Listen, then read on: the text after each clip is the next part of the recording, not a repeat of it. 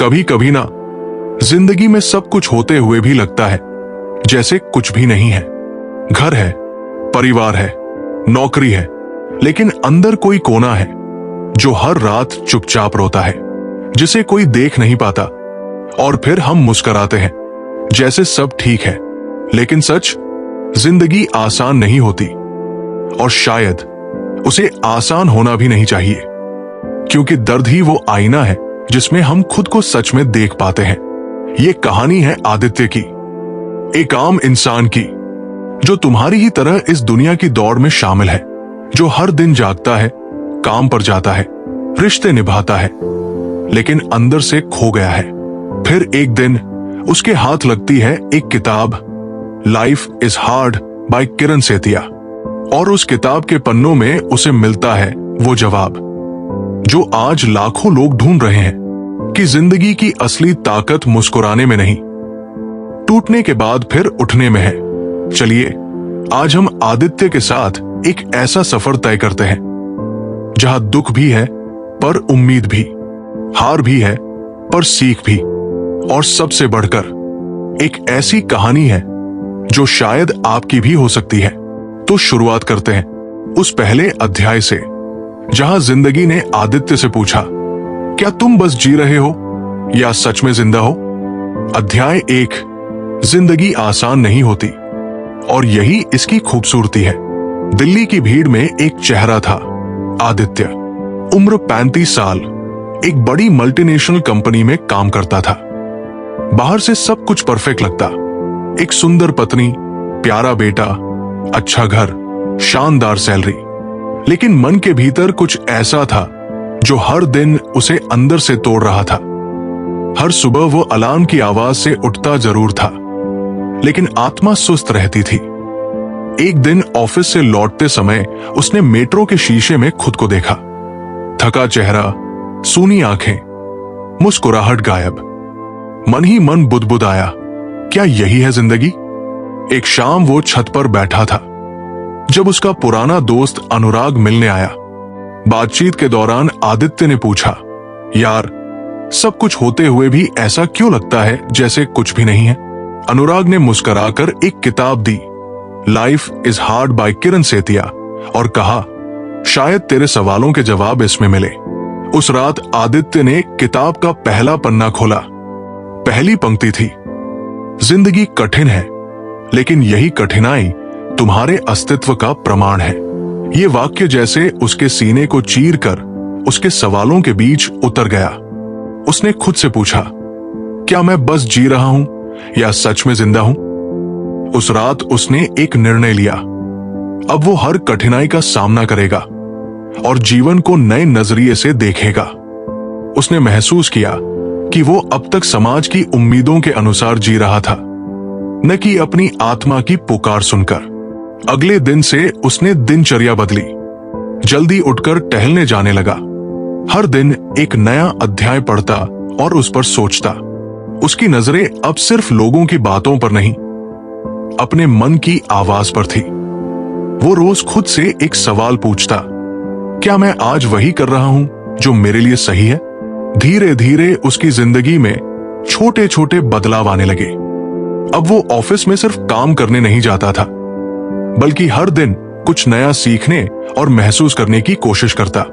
जीवन के प्रति उसका रवैया बदलने लगा था। वो अब अपने बेटे के साथ खेलने लगा, पत्नी से बातें करने लगा और खुद से भी मिलने लगा। उसे ये समझ आने लगा था कि कठिनाई सिर्फ बाधा नहीं, एक अवसर भी होती है, खुद को गहराई से जानने का, जीवन को दोबारा अर्थ देने का। अध्याय 2, दर्द को समझना और अपनाना। आदित्य की जिंदगी का वो दौर था जब उसने महसूस किया कि दर्द केवल एक अड़चन या बाधा नहीं है, बल्कि एक ऐसी अनुभूति है जो हमें अंदर से बदल सकती है। शुरुआत में उसने हमेशा दर्द से भागने की कोशिश की, जैसे हम अक्सर किसी दुखद एहसास को नजरअंदाज कर देते हैं या अपने आप को व्यस्त रखकर उससे बचने लगते हैं। लेकिन किताब लाइफ इज हार्ड ने उसे सिखाया कि दर्द को समझना और अपनाना ही असली ताकत है। किताब में एक जगह लिखा था, दर्द को अनदेखा करना नहीं, उसे गले लगाना ही जीवन का सबसे बड़ा पाठ है। आदित्य ने अपने जीवन की उन घटनाओं को याद किया जब उसने दर्द को दबा दिया था। पिता के अचानक चले जाने का शोक, अपने करियर में निराशा और उन रिश्तों का टूटना जिन्हें वो बचाने की कोशिश करता रहा। हर बार उसने खुद को यह कहकर सांत्वना दी कि चलो आगे बढ़ना है, लेकिन वास्तव में वो अंदर से टूट चुका था। लेकिन इस अध्याय ने उसे समझाया कि दर्द से भागने की बजाय उसे महसूस करना और उससे सीखना जरूरी है। जैसे कोई घाव अगर भरना है तो उसे साफ करना पड़ता है, वैसे ही दिल के जख्मों को भी सहन करना होता है। आदित्य ने एक दिन अपनी पुरानी डायरी निकाली और लिखना शुरू किया। वो हर उस बात को बाहर निकाल रहा था जो उसे अंदर से खाई जा रही थी।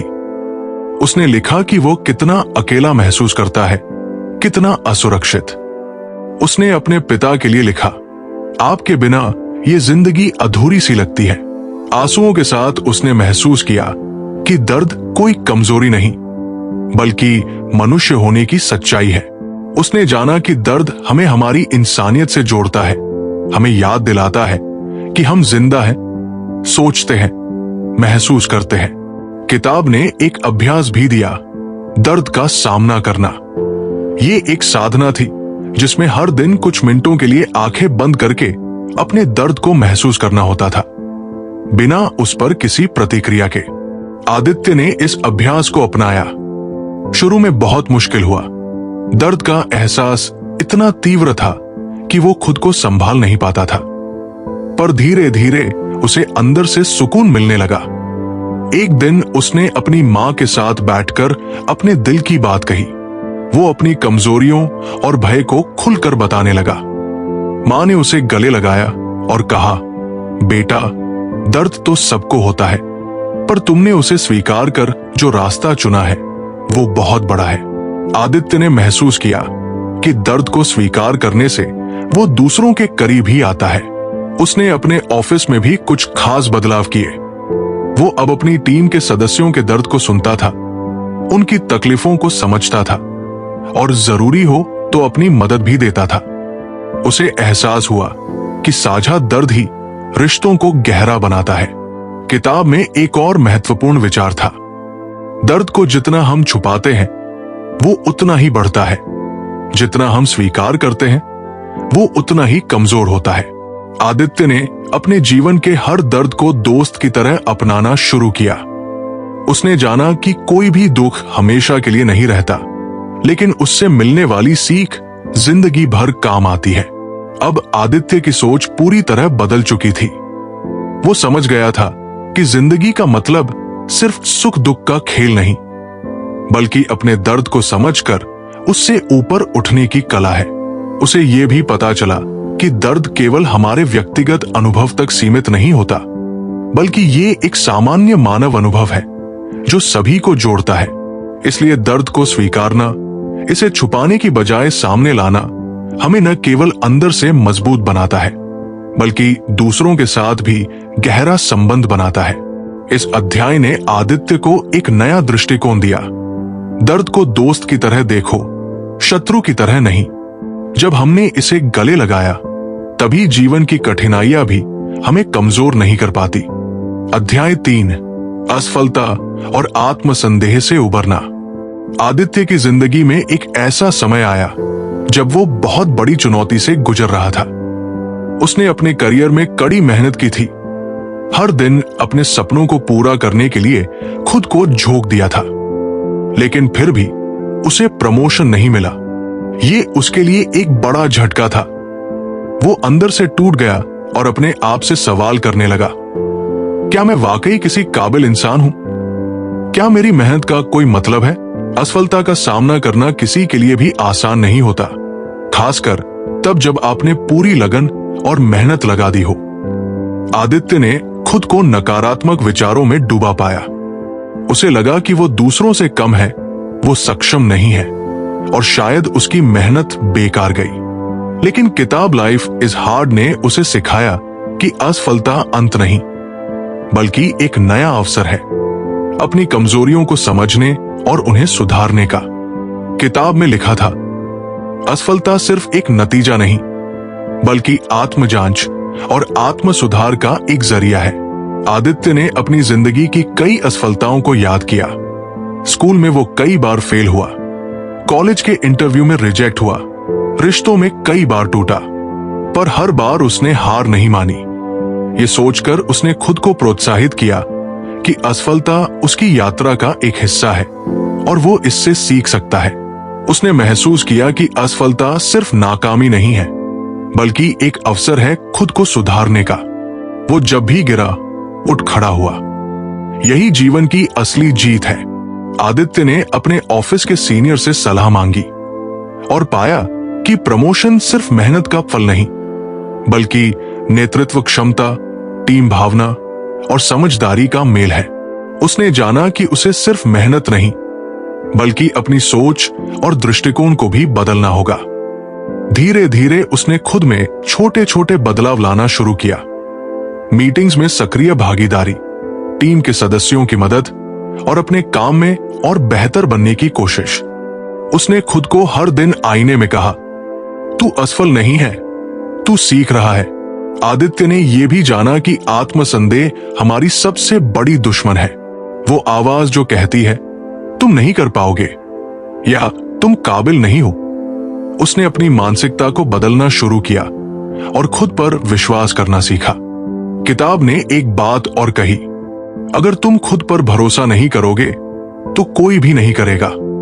आदित्य ने खुद से वादा किया कि वो अपने आत्मसंदेह को नहीं हरा होने देगा। वो जानता था कि असफलता का मतलब खत्म होना नहीं, बल्कि नए सिरे से शुरुआत करना है। इस अध्याय ने आदित्य को यह सिखाया कि असफलता से डरना नहीं चाहिए, उसे अपनाना चाहिए, उससे सीखना चाहिए और आगे बढ़ना चाहिए, क्योंकि हर बार गिरकर उठना ही असली सफलता है। अध्याय 4, मानसिक संघर्ष और आत्मस्वीकृति। जब आदित्य ने चौथा अध्याय पढ़ा तो विषय था मानसिक संघर्ष। किताब में बताया गया था कि हमारा दिमाग कई बार हमारा सबसे बड़ा शत्रु बन जाता है। आदित्य ने सोचा, क्या मेरे सारे दुख मेरे सोचने के तरीके से जुड़े हुए हैं? किताब में एक उदाहरण था, जब कोई व्यक्ति बार बार खुद को ही दोष देता है तो वो अपने ही मन का कैदी बन जाता है। आदित्य को याद आया कि जब उसकी पहली जॉब चली गई थी तो उसने महीनों खुद को कोसा था। उसने खुद को कमजोर समझा, नाकाम कहा और खुद पर भरोसा करना छोड़ दिया था। लेकिन अब उसे समझ में आ रहा था कि मानसिक संघर्ष को सुलझाने का पहला कदम है स्वीकृति। आदित्य ने खुद से कहना शुरू किया, हाँ मैं परेशान हूं, हाँ मुझे डर लगता है, लेकिन इसका मतलब ये नहीं कि मैं हार गया हूं। उसने किताब के अनुसार ध्यान, माइंडफुलनेस मेडिटेशन का अभ्यास शुरू किया। हर सुबह 10 मिनट शांत बैठकर वो अपने विचारों को देखता, उन्हें रोकने की कोशिश नहीं करता, बस समझता। धीरे धीरे उसे ये एहसास हुआ कि उसके मन में चल रही हलचलें स्थायी नहीं है, वे आते हैं और चले जाते हैं। एक दिन उसने अपने एक कलीग को डिप्रेशन के बारे में बात करते सुना। पहले वो ऐसे विषयों से दूर रहता था, लेकिन अब वो रुका और बातचीत में हिस्सा लिया। उसने खुद के अनुभव शेयर किए, कैसे कभी वो भी मानसिक तनाव से गुजरा था। वो अनुभव किसी दवाई की तरह काम आया, ना सिर्फ दूसरे के लिए बल्कि उसके खुद के लिए भी। किताब में एक बात ने गहरी छाप छोड़ी, अपने मन की कमजोरी को छिपाने से बेहतर है उसे स्वीकार कर लेना। अब आदित्य ने न केवल अपने अंदर के अंधेरे को देखा, बल्कि उसे गले भी लगाया। वो जानता था कि ये अंधेरा ही है जिससे प्रकाश की कदर होती है। उसने थेरेपी पर भी विचार किया। पहले उसे लगता था कि थेरेपी सिर्फ पागलों के लिए है, लेकिन अब वो समझ गया कि ये मानसिक स्वच्छता की तरह है। जैसे हम शरीर की सफाई करते हैं, वैसे ही मन की भी करनी चाहिए। इस अध्याय ने उसे ये सिखाया कि आत्मसंघर्ष एक अपराध नहीं है, ये इंसान होने का हिस्सा है। और सबसे महत्वपूर्ण, तुम्हें खुद को भी उतना ही माफ करना आना चाहिए जितना तुम दूसरों को करते हो। अध्याय 5, कठिनाई में अवसर ढूंढना और संघर्ष की शक्ति। आदित्य के जीवन में अब तक कई कठिन दौर आए थे, मानसिक संघर्ष, दर्द, असफलता और निराशा। लेकिन किताब के अध्याय 5 ने उसे एक नई सोच दी, कठिनाई में अवसर देखना। ये अध्याय इस बात पर जोर देता है कि जिंदगी में जब भी हम कठिनाइयों का सामना करते हैं तो वे हमें न केवल कमजोर नहीं बनाती, बल्कि एक नए आत्मविश्वास और शक्ति के साथ उठने का मौका देती है। आदित्य ने पढ़ा, जो व्यक्ति अपनी मुश्किलों को समझदारी से देखता है वही उनसे पार पा सकता है। कठिनाइयां जीवन का एक अनिवार्य हिस्सा है और वे हमें नया बनाने का अवसर देती है। ये पंक्ति जैसे आदित्य के दिल पर एक गहरा प्रभाव छोड़ गई। उसे याद आया जब उसकी कंपनी में अचानक से भारी कटौती हुई थी और कई लोगों की नौकरी चली गई थी। आदित्य भी डर गया था कि कहीं वह भी नौकरी से हाथ न धो बैठे। उस समय उसने खुद को और अपने परिवार को संभालने के लिए अंदर से लड़ना शुरू किया था। वो समझ गया कि संघर्ष के समय डूबना आसान है, लेकिन तैरना सीखना जरूरी है। संघर्ष की अग्नि में तपकर ही इंसान मजबूत होता है। आदित्य ने किताब के सुझाव पर अमल करते हुए अपने जीवन की उन समस्याओं को नए नजरिए से देखने की कोशिश की जिनसे वो बचना चाहता था। उसने सोचा, क्या ये मुश्किलें मेरे लिए अंत है या नई शुरुआत का रास्ता? उसने देखा कि हर बड़ी कठिनाई के बाद उसे कुछ नया सीखने को मिला, धैर्य, समझदारी और अपने अंदर छुपी ताकत। किताब में एक कहानी थी, एक किसान जो हर साल सूखे की मार झेलता था, लेकिन हर बार वो जमीन को जुताई करता, बीज बोता और उम्मीद करता। आदित्य को ये कहानी अपने जीवन से मेल खाती लगी। जैसे किसान की मेहनत के बिना फसल नहीं होती, वैसे ही मेहनत और संघर्ष के बिना जीवन में सफलता संभव नहीं। उसने महसूस किया कि कठिनाइयां हमारे चरित्र को निखारती है, उन्हें हमारे आत्मविश्वास की ज्वाला बनना चाहिए। आदित्य ने उस समय एक मनोवैज्ञानिक अभ्यास शुरू किया। हर दिन सुबह उठकर वो 3 ऐसी बातों को लिखता जो कठिनाई से उसने सीखी हो, जैसे धैर्य रखना, संयम बनाए रखना, छोटी छोटी सफलताओं को मानना। ये अभ्यास उसे सकारात्मक ऊर्जा देता और उसकी मानसिक शक्ति बढ़ाता। धीरे धीरे आदित्य ने समझा कि कठिनाई में अवसर खोजने के लिए सबसे जरूरी है अपने नजरिए को बदलना। मुश्किलें हमारे लिए समस्याएं नहीं, बल्कि हमारे सपनों के लिए सीढ़ियां हैं। आदित्य ने ऑफिस में भी अपने काम करने का तरीका बदला। अब वो मुश्किल प्रोजेक्ट्स को चुनता क्योंकि उसे पता था कि इनसे वो ज्यादा सीख सकता है। उसने अपने सहकर्मियों के साथ बेहतर तालमेल बनाया और अपनी टीम को प्रेरित करना शुरू किया। किताब में एक उद्धरण ने उसे खासा प्रेरित किया। जब तूफान आता है तो कोई शख्स छुप जाता है, कोई लड़ता है और कोई खुद को नया बनाने में लग जाता है। आदित्य ने यह तय किया कि वो लड़ने वाला इंसान बनेगा, जो हर कठिनाई से खुद को बेहतर बनाएगा। उसने जीवन में एक नई ऊर्जा महसूस की, जैसे अब वो केवल बचे रहने के लिए नहीं, बल्कि बेहतर बनने के लिए संघर्ष कर रहा था। अंत में उसने अपनी पत्नी और बेटे से भी अपनी ये नई सोच साझा की। उसने उन्हें बताया कि जीवन कठिन है, लेकिन इसीलिए हम इसे जीत सकते हैं। ये अध्याय आदित्य के लिए सिर्फ एक प्रेरणा नहीं, बल्कि एक नई शुरुआत थी। उसने ये जाना कि जब जिंदगी मुश्किल हो तब घबराना नहीं, बल्कि अपनी असली ताकत को पहचानना और संघर्ष को गले लगाना है। अध्याय 6, असमंजस और तनाव से बाहर निकलने का रास्ता। आदित्य की जिंदगी में बहुत बार ऐसे पल आए जब वो खुद को तनाव और असमंजस के बीच फंसा हुआ महसूस करता था। काम की जिम्मेदारियां, परिवार की अपेक्षाएं और खुद के सपने सब उसे कहीं ना कहीं दबा देते थे। ऐसे समय में उसने महसूस किया कि जिंदगी केवल कठिनाई नहीं, बल्कि मानसिक उलझनों और तनाव की लड़ाई भी है। किताब में बताया गया था, तनाव और असमंजस हमारे मन की उस अवस्था को दर्शाते हैं जहां हम सही निर्णय नहीं ले पाते। ये हमारी आत्मा का शोर है जो हमें सच बताना चाहता है। आदित्य ने सोचा कि इस शोर को सुनना जरूरी है, न कि उसे दबाना। उसने अपनी दिनचर्या में ध्यान, मेडिटेशन और प्राणायाम को शामिल किया। शुरुआत में ये उसे मुश्किल लगा, लेकिन धीरे धीरे उसने पाया कि ये अभ्यास उसके मन को शांति देते हैं। एक बार वो ऑफिस में बहुत ज्यादा दबाव में था। एक बड़ी प्रस्तुति को लेकर चिंता उसे बेचैन कर रही थी। उसने सांसों पर ध्यान केंद्रित किया और खुद से कहा, मैं इस पल में हूं, मैं इसे संभाल सकता हूं। इस अभ्यास ने उसकी सोच को बदल दिया। तनाव कम होने लगा और उसने बेहतर प्रदर्शन किया। वो समझ गया कि असमंजस और तनाव से निकलने का पहला कदम है अपने मन को शांत करना। किताब ने आदित्य को एक और महत्वपूर्ण बात सिखाई, निर्णय लेने में धैर्य रखना। जल्दीबाजी में लिए गए निर्णय अक्सर गलत होते हैं। खुद को समय देना सीखो। आदित्य ने सीखा कि जब भी वो कोई बड़ा फैसला लेने वाला होता है, वो एक मिनट के लिए रुकता और अपने दिल की सुनता। वो अपने लिए एक सवाल रखता, क्या ये फैसला मुझे अंदर से सही लगता है? ये तरीका उसके लिए वरदान साबित हुआ।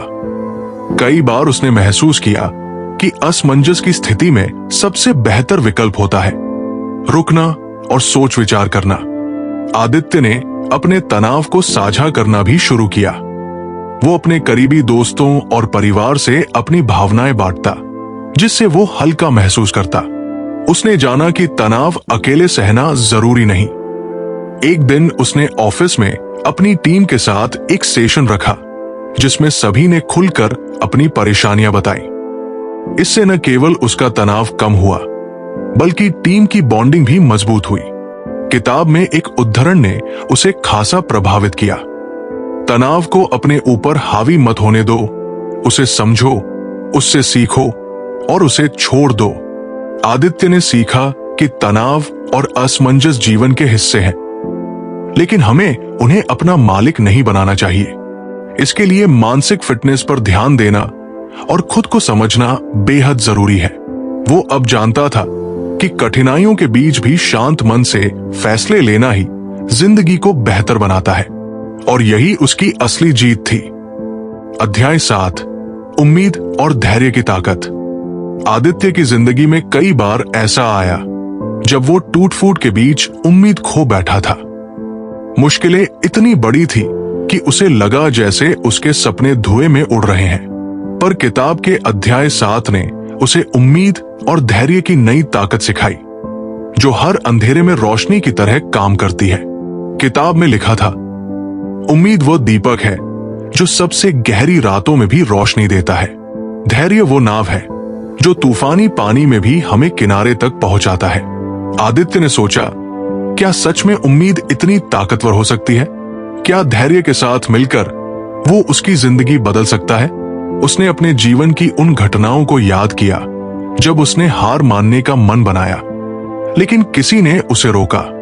उसके पिता की बातें, उसकी मां का आशीर्वाद, पत्नी का साथ, ये छोटे छोटे पल उसकी उम्मीद की लौ जलाए रखते थे।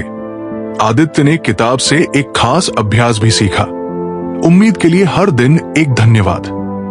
वो रोज सुबह उठकर 3 ऐसी बातें लिखता जिनके लिए वो शुक्रगुजार था। ये उसका दिल मजबूत करता और उसे याद दिलाता कि बुरे वक्त के बाद भी अच्छे पल आते हैं। धैर्य पर किताब ने गहराई से चर्चा की थी। धैर्य वो कला है जिसमें हम समय को अपने पक्ष में कर लेते हैं। बिना धैर्य के कोई भी सफलता अधूरी होती है। आदित्य ने समझा कि धैर्य सिर्फ इंतजार नहीं, बल्कि सक्रिय प्रतीक्षा है, मेहनत करते रहना और भरोसा बनाए रखना। एक बार उसने अपनी नौकरी में एक बड़ा प्रोजेक्ट पूरा करने के लिए कई महीने इंतजार किया। शुरुआत में निराशा हुई, लेकिन उसने धैर्य रखा। अंत में उसका मेहनत रंग लाई और प्रोजेक्ट सफल रहा। उसे ये भी समझ आया कि उम्मीद और धैर्य का मेल ही जीवन को स्थिरता और शक्ति देता है।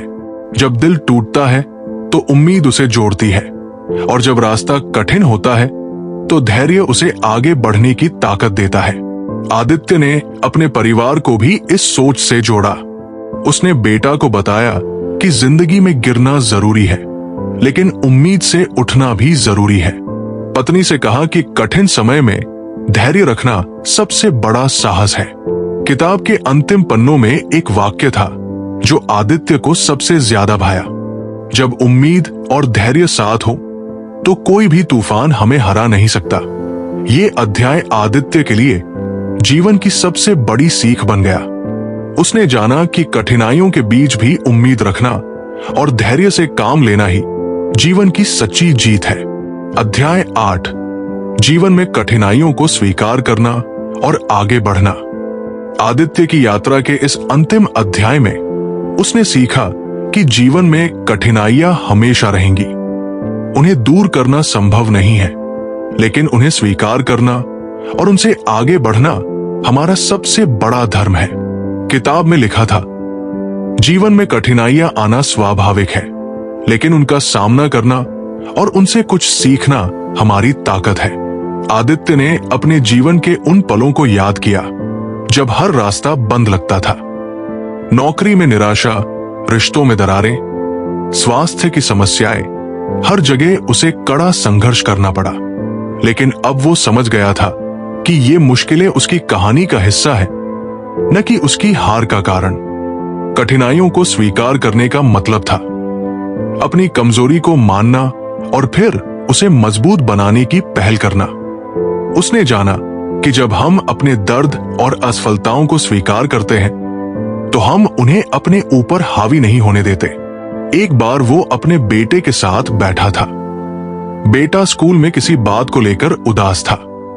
आदित्य ने उसे समझाया, बेटा, जीवन में कठिनाइयां आती हैं, पर हमें उनसे लड़ना है।